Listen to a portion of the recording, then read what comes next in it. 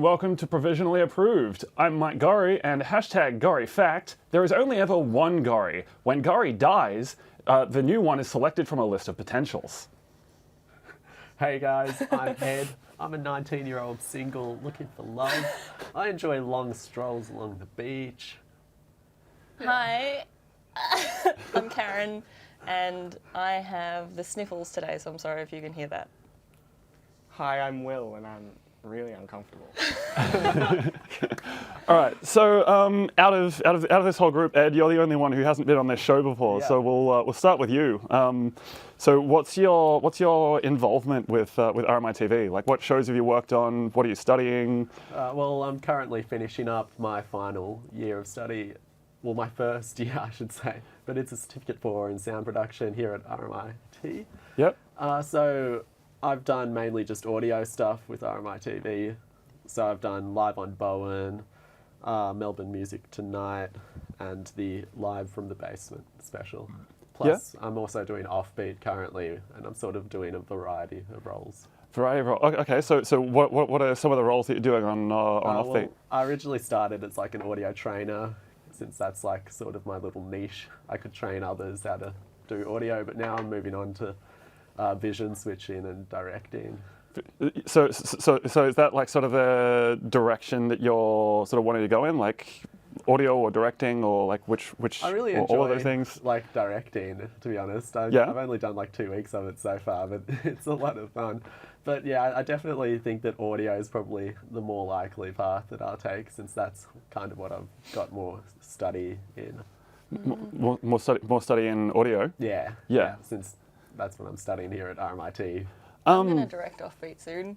I'm Really? excited. Yeah. It's a lot of fun, like, it's so much fun. I directed one little sketch, but that was only a little, like it was only short, and it was pre-recorded as well, so there was no pressure. But this Friday, I think I'm going to direct. Who does Fridays? Who's the producer? Billy's the producer. And what day were you doing? I'm doing Tuesdays.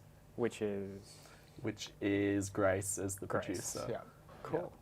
So are there a lot of people on Offbeat who like do multiple days, or is it mainly sort of like kept sort of separate, like for each day, like completely different crew as much as possible, or like how does that work? Generally, everyone has a designated day, but if they need more crew for a particular day, then they sort of send a message out to everyone. There's a big shared Facebook group. Yeah.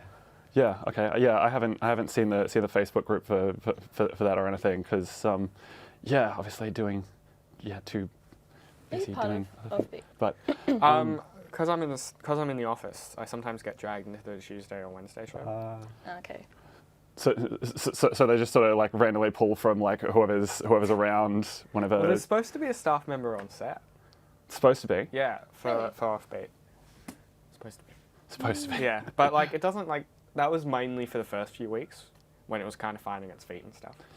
Yeah, it's less important nowadays. Okay. Yeah, so let's just do a quick recap around the room for people who haven't seen the previous episodes. So what stuff do you guys do? What do I do? What do you mean? I at the moment I'm trying to learn as much as I can on Offbeat about all the roles. I try everything, I think. In the past, I've done camera and assistant production managing for 31 Questions, and like, what else have I done?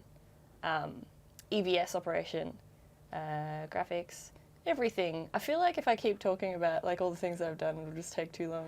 A little bit of everything. Yeah. Producing with Will. Yeah. Oh, okay. Well, what are your favourite roles so far? Like, what are the ones that you've most enjoyed doing, and why? That's to everybody.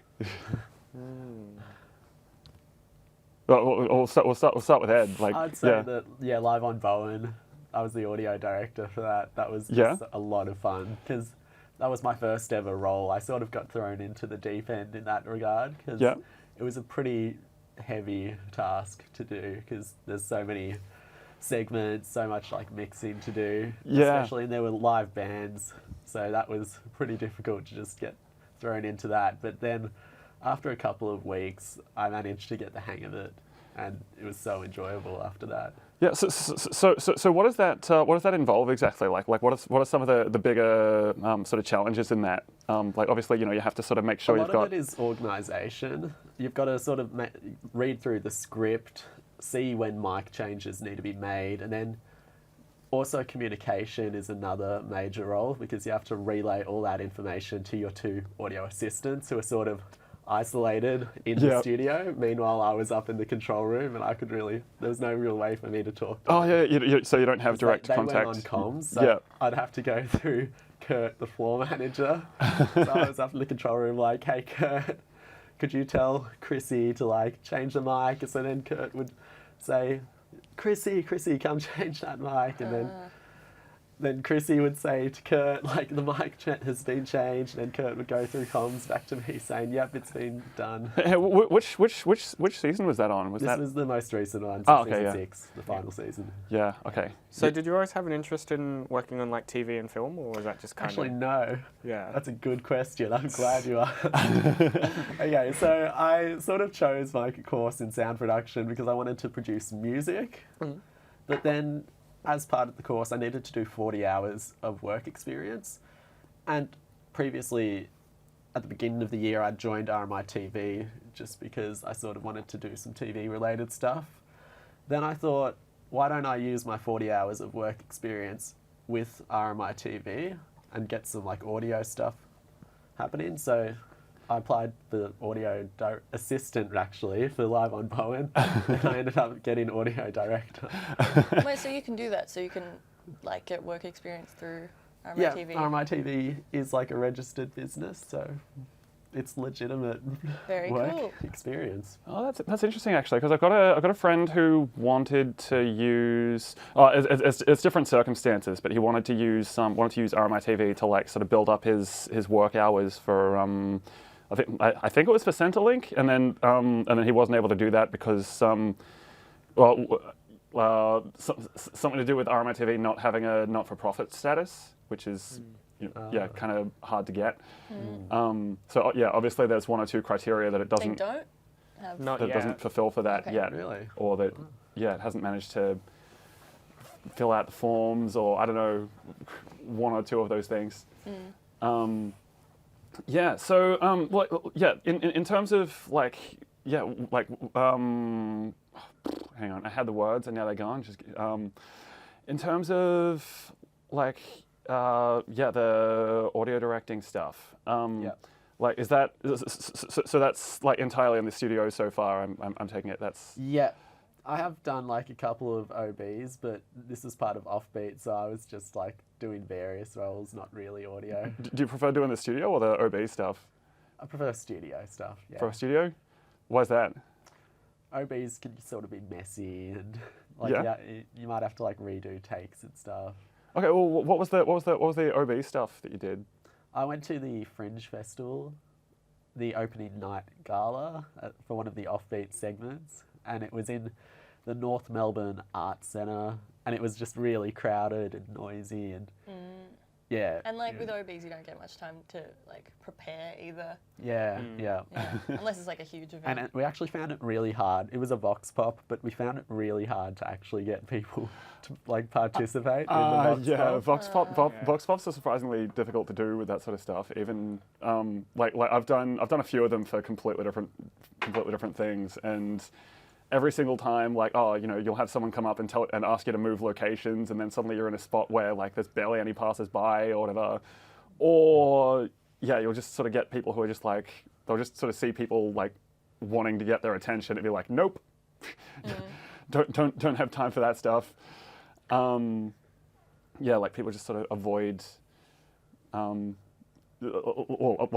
lot of people like just sort of don't want to be. Either they don't want to be on camera, or they just want to like not be approached on the street at all. And even when you get people, they can't they're not always the best at interviewing. They don't give you interesting answers, or I feel like whenever you do vox pops, you have to like be there for a long time before you get good footage. The few times I've done it, it took about 4 hours just to get like 10, sometimes 20 people. 20 was the best in that time. Wait, did you say 10 hours? 4 hours. 4 hours. What did my brain do just now? Right. Is That's the amount of people. Okay. Is anyone working on the Swordcraft OB? No. No, that sounds pretty cool. I'm not doing it. I'm just like, because I see Jess May a lot, who's like the executive producer of that training program, and it sounds really cool. I mean, hang on. So let's delve into that a little bit. I don't actually understand how that works. Are they treating it like a sport for the OB, or no, it is kind of a sport. So Surely they must. they're pretty much commentating it. Oh, okay. So cool. Yeah, so it's so they're going to go to the LARPing in Princess Park. I think that's where it is. And they're going to get a big OB truck, like a proper hired, like $2,000 OB truck. How do they? Yeah. Okay. No, they're doing a Kickstarter. Cool. That's coming up, isn't it? Like people can watch as well. Yeah, that's going to be live I feel like our streamed. viewers should know that absolutely. they can attend this event. Yeah, I think you're able to go physically to I think it's Princess Park. It might be somewhere in Kensington. I don't know. You can go physically, or you can watch it live streamed. And if you watch it live streamed, then you'll get the commentators and you'll get the vox pops and all the extra information. They'll actually like tell you the rules and stuff if you watch it on live stream. Oh, nice. But yeah, that's going to be really cool. It's like a training thing. There's like 20. There's like a producer team of like 20 who are all being Producers? trained. Yeah. Wow. Wow. Is that so they can train them up and then they can do their own OB content afterward, sort of thing? I think it's a big project. It's going to be like a 3-hour OB or something like that. It's gigantic, and there's heaps of content that they're making for it. Like they'll have a VT that's about the rules, and they'll have VT explaining, the kind of injuries you can get and all the cool stuff. Let's build it up. And they'll have a specific team that'll go out getting the vox pops, and they'll have different teams who'll run around in the action trying to avoid getting hit by swords and crap. So Is this like a big game? Like, is it a final of some sort? I think it might be the final. Oh, okay. But I think a lot of people do it. It would probably be like 100 people hitting each other with swords. Wow. That sounds pretty epic. Yeah. Yeah. A little war. Yeah, it's not happening till mid to late November. Okay. And the Kickstarter's live now. Plug. Check that out. So yeah, a good friend Jess May is doing that. Yeah. Cool. Okay, yeah, that'll be fun. That sounds like sort of like a fun kind of thing to get involved with, like just sort of running around with a camera, like just trying to like dodge around. Oh yeah. Dodge around the action. In the action, if they're doing that. Not get hit by arrows, kind of thing. And they've got Rihanna on board, and Rihanna's the media officer for the Swordcraft like organization. Oh. Yeah, so she'll probably guide. There are like kind of regulations for how media can capture Swordcraft. Obviously, because there's the potential for injury and stuff. So, like that's going full steam ahead, and that'll be really cool. Yeah. Well, it sounds like with the OB kit, there's going to be a lot of potential for doing all kinds of live streams. I suppose, like it could end up live streaming this show. I suppose, but yeah, in terms of the OB stuff, like what kind of stuff would you guys like to see live streamed? Like after that, like what else would you want to see produced? Oh, in terms of OBs and live broadcasts, I'm a big sports person. Like, I don't even really like sports much, but it's kind of something that's designed to be watched live and designed to be obviously you're not going to play sports in the studio, so you kind of have to take an OB kit out there to do that. Yeah. Probably like less common sports, like roller derby. Would be great. Yeah, that would be so cool. Well, we're kind of in a position to do like the obscure stuff rather than trying to do the big stuff. So Because that's already covered. Exactly. Yeah. We tried to get roller derby. Yeah. Actually, Nick Stevens. Yeah, I feel like I remember hearing about that. Yeah, he was going to try and get roller derby, and I think that's still on the table. They just need to strike up a conversation with the different organisations that run the roller derby. Yeah, I don't even know what the roller derby is. that called Honestly, Roll for this is the first time it's. No, Roll for Adventure is about like board games. Board game, roller yeah. derby. I thought so, yeah. Yeah. I got him confused. You could OB a board game as well if you want. Oh yeah. Oh yeah, why not? Let's Get just an let's audience just get in like as well. Live stream Monopoly. Yes. Oh man. yeah. board game Thursdays. Like a family as well. Yeah. Like people who are related, so that they No, can you get get, like- really So that you can heated. start families. Yeah, you get good friends, the people who yell Yeah, at each other friends over and family Monopoly. members. Yeah, That'd be oh, great. yeah, they- Let's start that. Live stream Cluedo, live stream. Yeah, I'd totally be on board for Cluedo. live stream board games. With Cluedo, you could get him to put costumes on. Oh yeah, imagine like the set deck and Oh stuff. man. Let's start this show. Well, there's always the opportunity to live stream like sort of lesser known games as well. Like as in, you get like a regular group sort of trying out obscure stuff every week, and Would then there just be sort of. copyright issues? Or can you just play games like that? Or would it be like an ad? I don't know. This is It'd probably function more like an ad or a review, if anything. Like yeah, I think I'm yeah, pretty sure if review. it's for a review, then it's fair game. I mean, like, would the companies be like, no, you can't play our games in public. That's I horrible. guess you Don't could just do ask that. him and say, I want to review your game. Yeah, but we will and I play mean, it. like, Hasbro controls heaps of them. So you could just Yeah. ask Hasbro, and if they were like, Yeah. then you've got a massive catalogue of games that you could play. And there are heaps of YouTube videos like this where they play a game and review it. Yeah. And I feel like if they can get away with it, I feel like it's And then, probably not like- that difficult to do. Roll for Adventure does it. And Roll for Yeah. Adventure is pretty much just a flat review show. Rather than So the they whole don't sort of actually live play stream. the game. I don't actually know. Oh, okay. Right. Well, there's a lot of scope for something like that to involve sort of a live stream like game of something. Yeah. Yeah. Or Yeah. invent your own game. And Or then just the card audience games. can decide on who wins the best game. I mean, people love what's it? The World Championships of Poker and stuff. I mean, even I love the yeah. World Championships. Yeah, of I poker. watch those too, and I don't even understand Yeah, poker. I'm not the Yeah. biggest fan of poker, and I love watching that on TV. Yeah. It's just something. Even though it's mostly people with no expression And just shots playing a of card cards, game, yeah. it's really enthralling to watch that. It's their poker faces. They're fun Yeah. to look at. Yeah. And then like they try and act like they're like, oh no. Yeah. I mean like really, they've got like the best Yeah. like hand of cards. So is that just sort of that thing of like even though you don't necessarily understand the game, you can sort of just see the tension mounting. Yeah. Yeah, and- well, it's like what's snooker? I don't understand snooker even slightly. Really? And I love watching it on TV. Yeah, I like that a lot That's as the well. that's the one with the like red Red and Well, yellow. that sweeping Yeah. game? Oh yeah, the What's it called? game. Curling? Curling, Yeah. Curling. Is that what it's called? I don't That's get that good. at all. I like watching that. Sport is like I actually, apart from cricket, I like watching sport. Why not cricket? I just It takes a can't. long time. I just can't do it. I just cannot bring my brain. Like all these other sports, they go through one round in like half an hour. Yeah. Cricket is a whole day. Yeah. Yeah. Sometimes longer. That's why they invented 2020 though. I can't do it. I can play it. I just can't watch it. I've always Not well. I've always found with sport that like I can't watch it unless I'm sort of with somebody else who's really into Oh it. yeah. Definitely. Like I find, like if I was just gonna watch the football on my own or just with other people, like I don't really care about it myself. So like, it doesn't really matter to me who wins and who loses. But then as soon as I've got other people in the room who are like, oh, like I really want this person to win, then suddenly like that sort of rubs off a little bit. I Yeah. find. So yeah, like the few times, like I don't normally watch say footy, but like I've watched a few soccer matches that like, just for like that sort of half hour that I'm involved, I get really invested. Well, my mum loves soccer, and in terms of going to see sport, like physically, she always takes me to the soccer, and I'm not a big.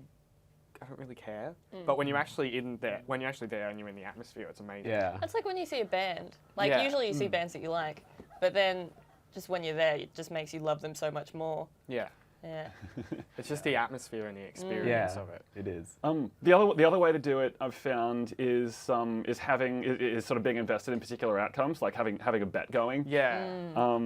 Like, for example, yeah, when I was in the States a couple of years ago, like I was during March Madness, which is like this sort of, tournament bracket for, a whole lot of, I think it's college basketball, where, yeah, like all the different, like there's like 16 different teams, but like each round they'll knock out half. But you have to like sort of list like who you think is going to win in each bracket, and then so that compare that to the final result. Well, yeah, kind of like footy tipping. you know, where you're sort of doing it week by week.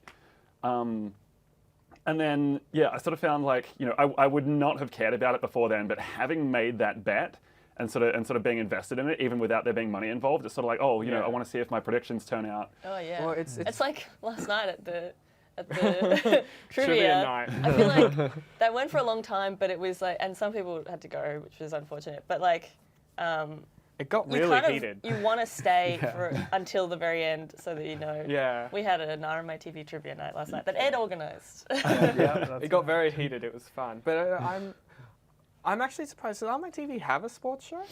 I don't think we really do. I don't. Well, it's got like In Pit Lane and like if that counts. Yeah. Kind of, but In Pit Lane doesn't really In Pit Lane doesn't actually show it.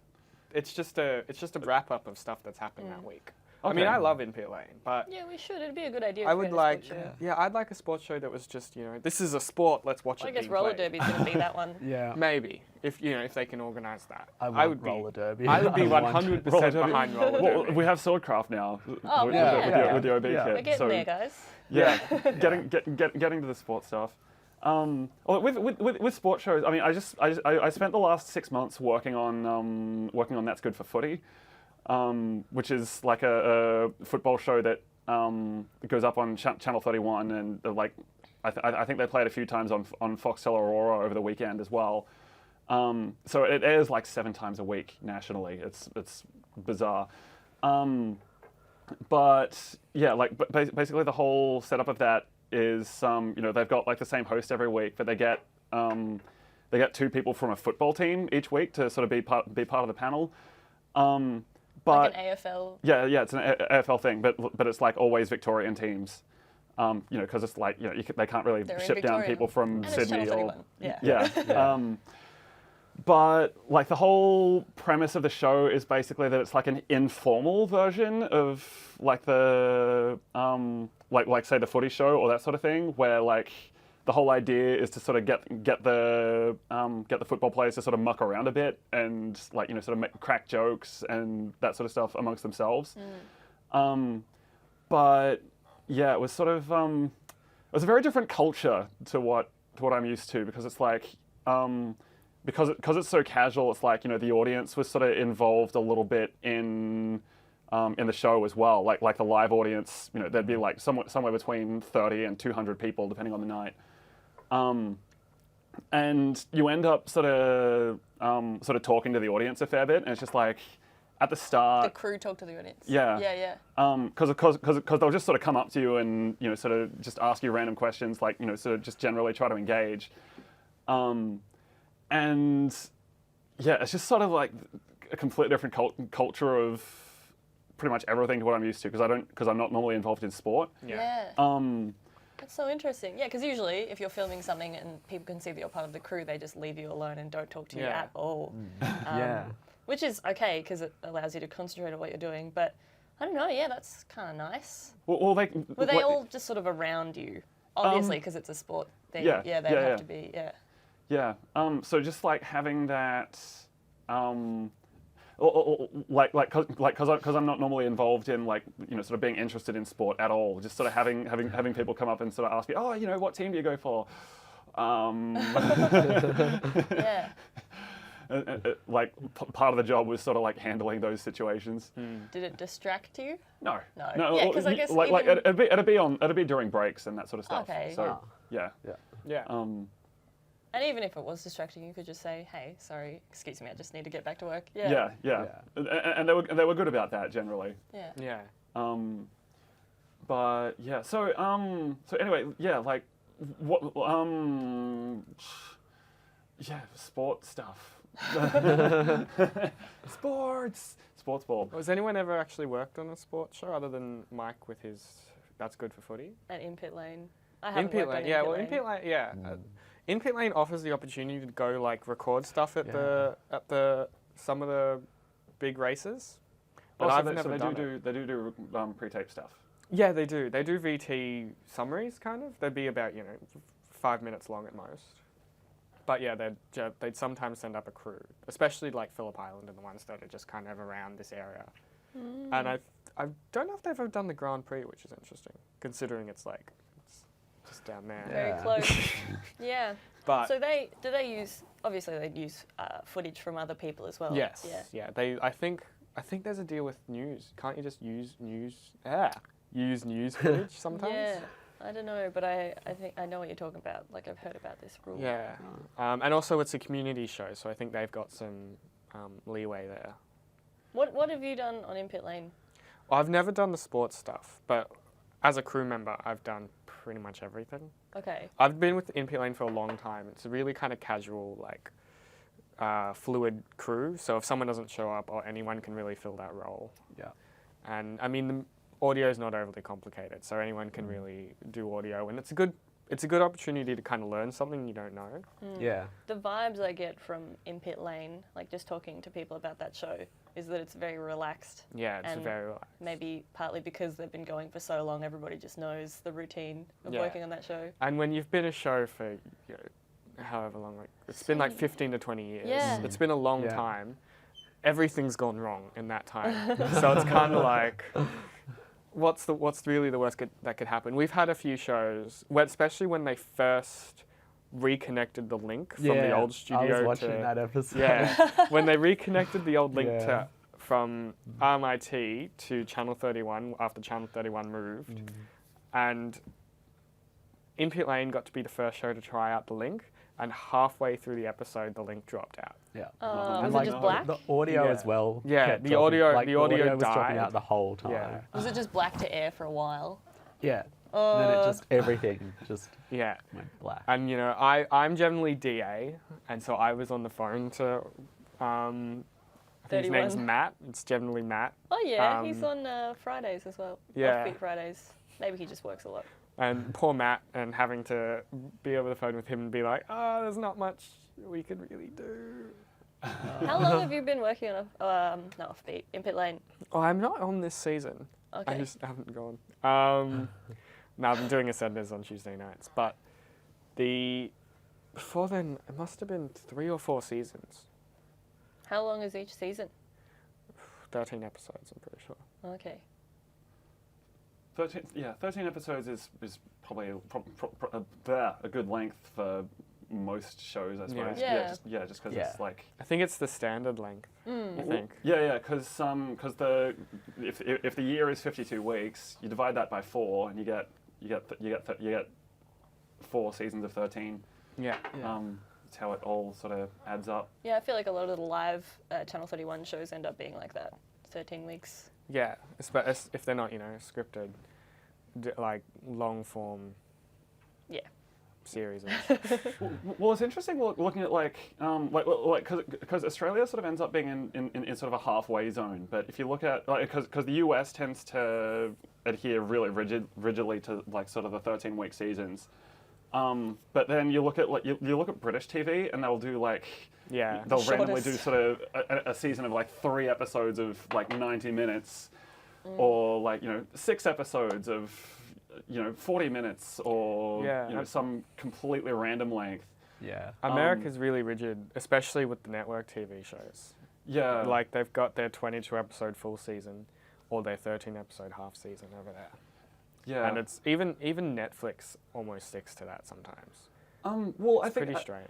Well, I think it's like it's sort of become a little bit of a narrative convention for American TV because of that. Like they've pretty much designed their overarching story arcs around 13 to 22 episodes. Well, it is kind of easy to like once you're in the habit of planning something in that sort of range, it's easier to just sort of keep planning things in the same rough range, because as soon as you like sort of shrink it down or blow it up a bit, suddenly you're have to adjust the way you work. Yeah, you have to adjust the process, like all the little processes that are part of that, as part of making that happen. And yeah, I sort of find because of that, like I sort of think about, sort of the way. Concepting shows and sort of like planning them out in my head. Like even if I'm not going to use them, just like putting pictures together and stuff, I always think of it in terms of like a 12 or 13 episode arc. It's like, okay, where's it going to go for season 1? Okay, well, the last 4 episodes, wait, why am I even saying 4 episodes? Yeah, I'm exactly the same when it comes to thinking up. I spend a lot of my time just thinking of things I'd make into TV shows. That's but great. That's good. I think in 12 to 13, or if I'm feeling really ambitious, 22 episode seasons. I can, sometimes it's 6, because 6 is another common number, especially if it's like a pilot season. Like recently, Fear the Walking Dead was a 6-episode season, and The Walking Dead before it, when it released its first season, it was only 6 episodes long. Right. But you see the weird lengths on cable. Like you've got Game of Thrones, which is 10 episodes a season. Yeah. And you've got True Blood, and most HBO shows are 12, except like The Sopranos, which they gave 22 episode seasons to. Yeah, and Fear the Walking Dead's next season is going to be 15, which I thought was a weird number. 15? Why 15? Yeah. That's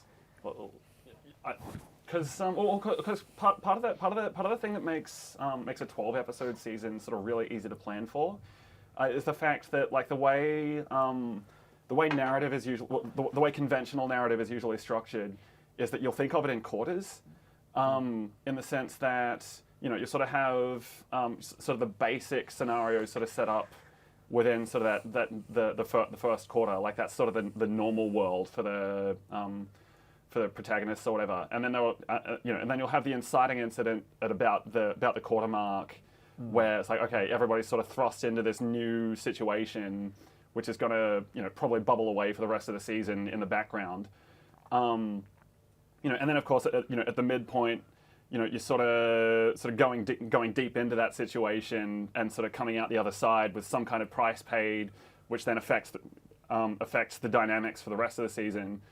And then by the end and then that last quarter is sort of like just raising the stakes to the highest possible point they can go without breaking the themes of the story. And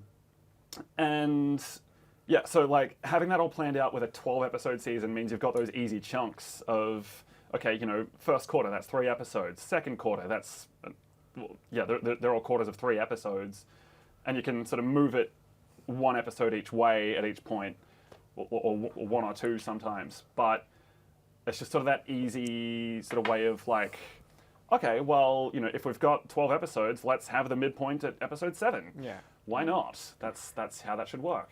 And there's, did anyone ever watch, this is a Netflix example, so it's kind of in that grey area of, is this TV? But did anyone watch Sense8? I have no idea what that is. Because Sense8 was originally going to be, what is it? It's a 10-episode season? Yeah, it's a short one. But it was originally going to be 8. What is and that? So it's a show what's it about? It's this show about all these people who suddenly develop like this kind of psychic, this kind of psychic connection to each other where they can like inhabit each other's bodies, or they can go like be with these other people, and they're all random. They've never met each other.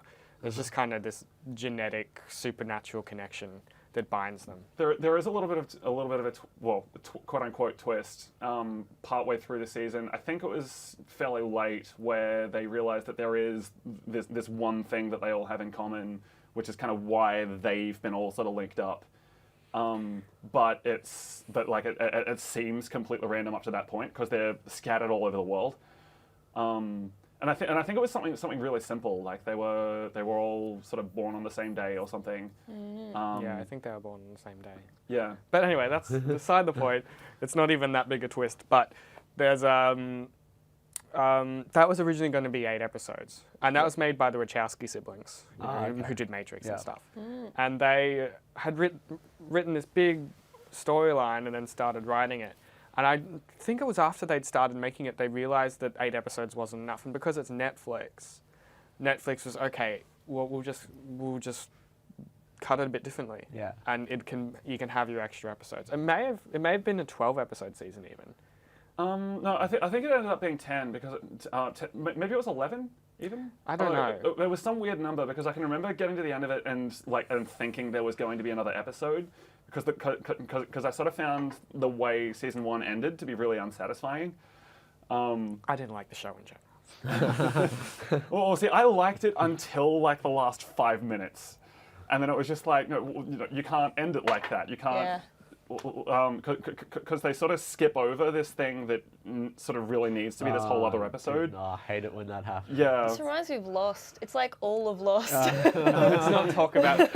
Actually, that reminds me about something else. Who was watching TV? I watched TV religiously at this time, but who watched TV when the writer's strike in America happened?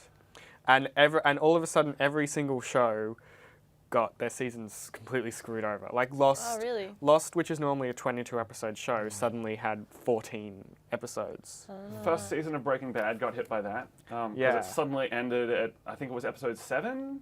I think maybe it was 6. I'm pretty sure it was an odd number. Like I remember it being 7 or. I don't know. Or something. It was a weird number. I remember it's really six short because I weird. watched that in one day.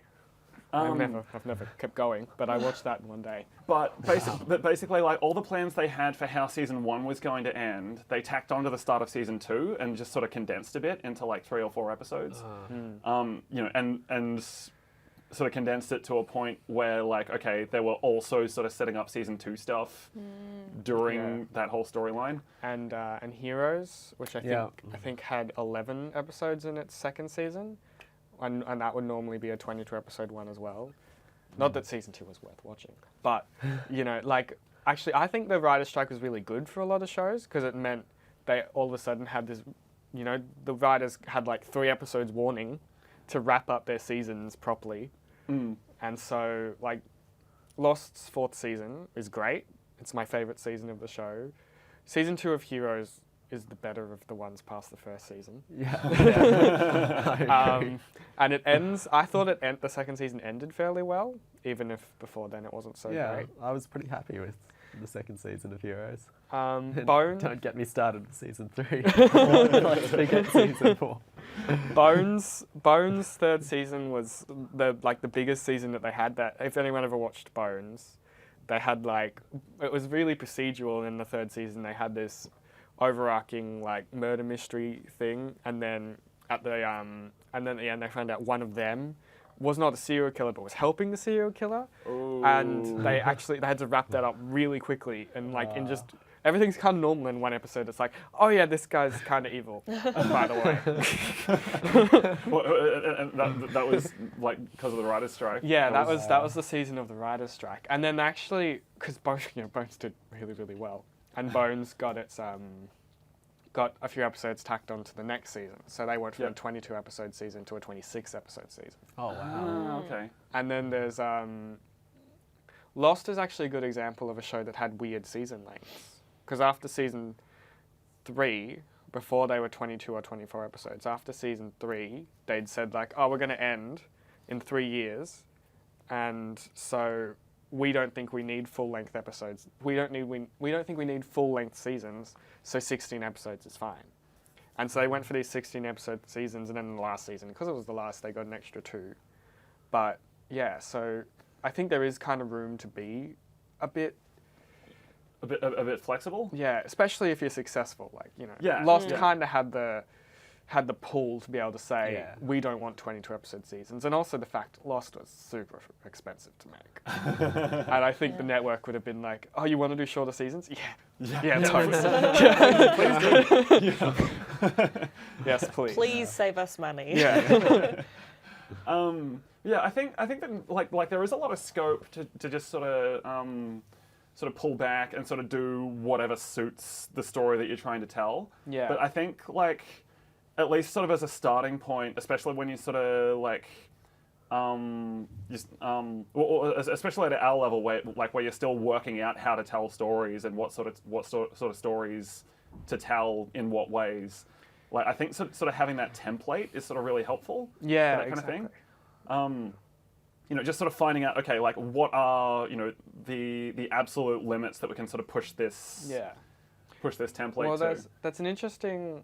I mean, you write for what is at the moment a commercial, well, not a commercial, but a show that will have an ad break. Yeah. But there's always the potential to do another season of the same show but online, because it's about online sketch comedy. Yeah. So it would fit really well on an online show. And what kind of what differences would you make without ad breaks, pretty much? In terms of story structure stuff, pretty much nothing. Yeah. Really? The only things that I would be looking at doing differently are sort of splitting, splitting the episodes down into like 2 or 3 parters. Yeah. So that you sort of have the first half of first half of a story, say it's like a 25-minute story. You'd have the first half be sort of self-contained, even though it's not really, and then the second half also be sort of self-contained, but sort of running together with with all the setups and a lot of the setups in one and a lot of the payoffs in the other, but sort of having like sort of a possibly a second payoff at that midpoint. Yeah. If there were ad breaks. No, if there weren't. Right, okay. As in, just because with online episodes, you'd be looking at potentially splitting it down into, say 12-minute episodes rather than 25-minute episodes. Yeah.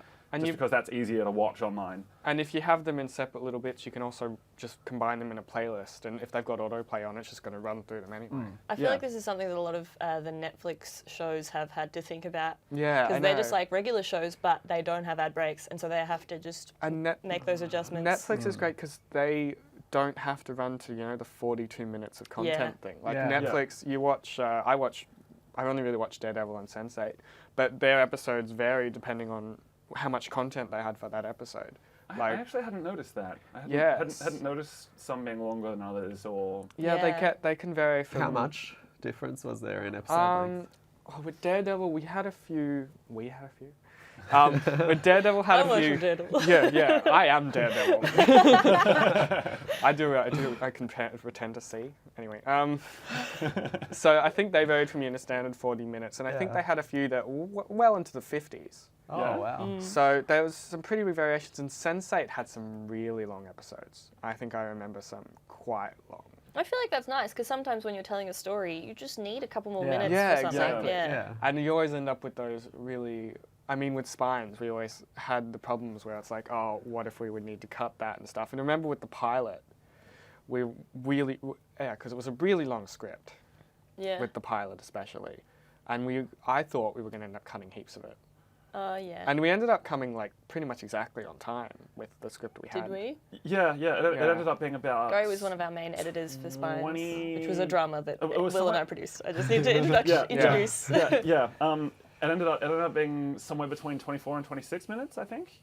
Okay. And I can remember partway, like the first couple of scenes I edited, I was specifically trying to keep the length down. Like I was sort of cutting it so that the characters were sort of talking over each other a little bit. As in, just like running, the end of someone's line into the start of someone else's line, sort of thing. Which was pretty much how I'd written it originally. It's more natural that way, depending on what you're doing, but yeah. Yeah, and then I was sort of told after having done that it was like a little bit too fast. And so I was like, okay, I'll pull it back and sort of have it a little bit slower. And it ended up being about. I think by cutting it that way, I'd cut out about a third of the length of the scene. Yeah. And I was sitting there going, really worried, like, if we have all these like these full pauses where they're each waiting for their turn to speak, then what we're going to have is, the episode's going to be too long because it's a long script. But if we'd done it the way I wanted to do it, it would have actually been too short. Well, that's good. Yeah. That's credit to Will as head writer. But I remember thinking this as we were writing Spines, and also while we have to deal with scripts and resenders, it's just it's dealing with the fact that when you're on actual TV, you have pretty much 2 types of times that you have to run to. So that's the 26-minute community TV thing, depending on the length of your opening titles. But 26 minutes for community TV in total, or 53 for an hour long. And you don't really have much flexibility either way with that. Yeah, because you have to sort of match the half-hour time slot with ad breaks. And I mean, HBO and all the cable shows, they can play with it a bit more. They can, sway about 10 minutes either side of their... I think it's about 55 minutes for a cable show is where they really, really want to hit. Yeah. I think they can go like 5 minutes either side of that fine. Yeah. And then you've got the option for a lot of shows, like American Horror Story, for their first few episodes of season 4, which was awful, their first few episodes, they were an hour and a half long each. All of them? Yeah, for the first about 3 episodes of season 4, I think it was, they were all an hour and a half, and then afterwards they were just a normal hour long, which was really weird. Yeah. I don't know, I'm still not quite sure what they did that, because it ended up, I remember thinking there was a lot of padding in Freak Show, which for American Horror Story isn't a good sign, because American Horror Story is full, like, if you've ever watched it, it is chaos. It's just constant plot point. Look, it's an evil monster living in the cupboard. Oh, look, it's a different evil monster living in the cupboard. We'll explain this in 17 episodes. But yeah, it's always a tricky thing with the scripting side of things, because like the average sort of script to screen time is supposed to be about a page per minute. But like so far in my experience, that has never translated. Yeah, Spines was half a minute per page or something like that. Yeah, Spines, it was something like, 35 to 40 pages? I don't remember anything for Spines. I feel like every time you talk about Spines, I'm just like, oh, really? Did that happen? Yeah, well, I was all the script stuff, so I remember all the script stuff. That's true, and we are talking about scripts a lot at the moment. Yeah, and like episode length and stuff. And like, honestly, Spines never really got to the point where we had to deal with Channel 31 and saying, this is the length of our episode, you're going to have to deal with that. We only cut together completely 1 episode, and that was the pilot, which I think only got sent to Channel 31 for a review. Yeah. And so we kind of going into all the scripts bit blind, just assuming that this would be the right length. And just to justify why I don't remember this kind of stuff is because we didn't have to deal with it that much. I remember the pilot for a bit. Yeah, it was more sort of like getting all those shoots in for episodes 1, 2, 3. Yeah, all that stuff. But yeah, like having like the main one of the problems that that we're potentially running into at the moment is the fact that I write quite long scripts because I sort of assume that things are going to be fairly fast paced. I think of it in terms of sort of people talking over the top of each other and all that sort of stuff, and then in practice, like what that means is like a 50-page script, sort of condensing into like half an hour. And sometimes that that might mean that we have to sort of cut things out. This is for the Ascenders, but yeah, and then like obviously we're sort of working on that for later scripts, like sort of keeping them shorter to like say a 45-page absolute limit.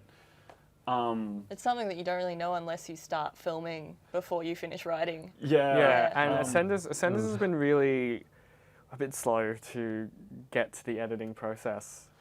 So we're only kind of just now getting an idea of how long every episode of the show will be. Right. How many episodes have you filmed? Oh, we're pretty much done with We're almost 2.5. done with each of the first 3. Yeah. Okay. We've got all the rest of the shoots for all of them scheduled out. So how many episodes will there be? There'll be 6. Okay. Yeah. But it's sort of a thing of like it also depends partly on shooting style, because occasionally you'll have like I've found like with editing that if you've got sort of the standard sort of like say you've just got a scene with 2 people, as long as you've got the 2-shot as well as sort of mid shots for each of them that you can sort of cut between, it's easy to sort of condense or pad out the length a little bit. Depending on the needs of the pacing or of the time allocated to it, it's easy to you've got a lot of room to do that before you have to start cutting lines. Yeah. And it's just sort of a thing of like making sure that if you're worried about fitting stuff in for time or not being able to, making sure you've got that stuff. Yeah. And I noticed that unless you give actors really specific direction, naturally they don't talk over each other. Like, actors will generally have what I would consider a really slow conversation. When they're just acting out their lines that they've practiced and rehearsed a few times, they will still talk quite slowly, unless you've explicitly gone and said, you have to do this really speedy, really like bang, bang, bang, bang, bang. Which I think is good, because it's easier for editing. Unless you it's a direct lot them easier. otherwise. It's a lot easier for editing, and it's great. I think Spines ended up giving a lot of direction to speed up dialogue, because I remember seeing a few of the scenes and a few of the takes, we had a lot of, I mean, Spines was written to be delivered really quickly. And I think at points they did deliver it. It was always a little slower than we intended. Oh yeah, there was a lot of arguments. Spines was mostly people yelling at each other. I feel like with arguments, it needs to be very quick. Yeah. Otherwise, it just doesn't seem very natural. When you're angry, you talk quickly and you have a lot of points to express. Yeah. And, you know, if you're angry, if two people are angry at each other, they're going to talk. They're not going to wait, yeah. Yeah. Yeah, it's sort of a thing of like, well, yeah, you never really know like what the pacing's going to be unless, you know, you've sort of set aside that time to communicate with the director and communicate with the actors about sort of what the needs for the pacing are, like whether you're going to sort of slow it down or speed it up or that sort of thing. And I think, I was just going to say, like, I think, you know, sort of getting out of sort of that natural pacing of like, oh, you know, they're going to wait for their turn for their line, that sort of thing. Overriding that is basically just a matter of, you know, making sure you've got the communication in place. Yeah, just telling them. Yeah, and there's always like the issue of Spines and Ascenders are both written to be really quick, but you know, I might have written a show that isn't written to be really quick, and it comes down to kind of how the director wants to deliver. Like Georgia didn't like Georgia, who directed the Spines. Yep. Georgia directed the first episode, and I started directing the second or the third. I don't even remember, but I think it was the second. I told them to deliver it pretty much as quickly as they could, while Georgia slowed it down a lot. From what I intended, which is fine. I'm hella in favour of director interpretation. Yeah. Because we're with RMITV and everybody was there to learn, I feel like it doesn't really matter if the directing styles vary a lot because... Yeah, absolutely. Yeah. But yeah, it's interesting to see kind of the differences, especially just in terms of pacing it makes, but also editing. Like George's was a lot easier to edit than anything I filmed. Really? Yeah. You reckon? Yeah. My stuff was, and also I tried to avoid like the mid-shot, two-shot thing as much as I could. Yeah. I just got a bit sick of it. Wanted to be original. I just get sick of it. Well, I'm not a director. I think the trick there though is that like the mid-shot to their thing is kind of a safety. Yeah, it's good to get that, just to cover as much as you can get. Yeah. For shows with fast turnaround, just so that the editor can work on that. Yeah. And then any other shots, it's sort of like, okay, you know, you've got, you know, sort of the two shot and then either mid shots or close ups, and then you'll have, say, you know, one or two other shots, and then hopefully you'll get to use those other shots, and hopefully there'll be stuff that actually, you know, sort of supports the narrative rather than just being like, oh yeah, maybe we should have done that differently, kind of things. But just having the two shot and the mid shots, like if you don't have those and then your other shots don't work out, then you're kind of in trouble. It's really risky, Yeah, absolutely. And it's the same for basically everything. Like, you know, even like with any part of the process, you kind of need to have those sort of those basic fallbacks where you're just sort of doing, like, rather than doing anything fancy, you're just doing strong basics. Then build on that. Yeah. It's sort of making sure you've got that foundation of. Yeah. Especially where time is concerned. Oh yeah, definitely. Because if I could, not that I really want to be a director, but if I could direct the way I would love to direct, I'm a big fan of the one shot. Really? Just like having 1-2 shot set up and having two actors talk to each other without any cuts. Oh yeah, that's like Woody Allen. Yeah. Well, that's like my favorite just get kind great of shot actors. to do. And when you don't have, you know, when you're working community TV and you don't really get that rehearsal time, you don't really have the time to sit there and spend 3 hours with the actors saying, this is how you need to talk to each other, and you practice it, make it work, so that we can get this with our one shot. Yeah, it gets really hard. Yeah, and you can't really do that. Sorry. The main problem with the one shot is that you really need sort of that rehearsal time to make sure you get it exactly right. Well, not necessarily exactly right, but you need to get it like to a point where you're not going to need those cuts. Yeah. Because there's a reason why you have those cuts. Because it's like, okay, you've got stuff to cover and stuff to. Or even just, you know, sort of like that whole thing of shots that work. Yeah. And also, 2 shots can be really hard to make look good sometimes. Compared to like mid shots and close-ups, which I think are quite easy to make look attractive because you generally end up with a blurred background and you can add depth and stuff, and it's just like, any DSLR makes this look good, but with 2 shots you often end up with everything in focus, and it can be a bit harder because you got to, get the set deck right and stuff. Yeah. It's just... All right, cool. So, so I think that's all we've got time for. So this has been Provisionally Approved, and I'm Mike Gorrie. I'm Ed Hirst. I'm Karen Dennerley. I'm Will Ellis. And thanks for watching. Bye. See ya.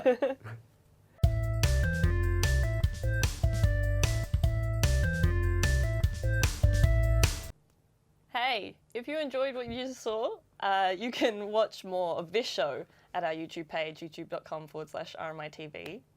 Plus, if you want to see some of the shows which we've talked about in this episode, check out some of the content we've got here and here.